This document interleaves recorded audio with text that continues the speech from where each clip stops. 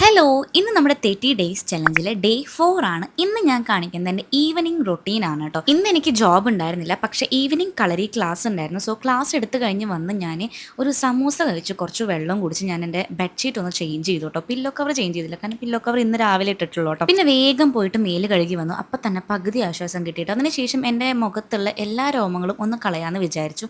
ഇത് വീക്കിൽ അല്ലെങ്കിൽ 2 വീക്സ് കൂടുമ്പോൾ ചെയ്യുന്ന ഒരു കാര്യമാണ് കേട്ടോ. എനിക്ക് ചിലപ്പോഴൊക്കെ തോന്നാറുണ്ട് കേട്ടോ, തലയിലുള്ളതിനേക്കാളും കൂടുതൽ ഹെയർ ആണ് എൻ്റെ മുഖത്തുള്ളതെന്ന്. അങ്ങനെ അതൊക്കെ ക്ലീൻ ചെയ്ത് ഞാൻ എന്താ ഡിന്നർ കഴിക്കാനിരുന്നു. അങ്ങനെ ഡിന്നറൊക്കെ കഴിച്ച് കുക്കുവിന് ഫുഡ് കൊടുത്തു.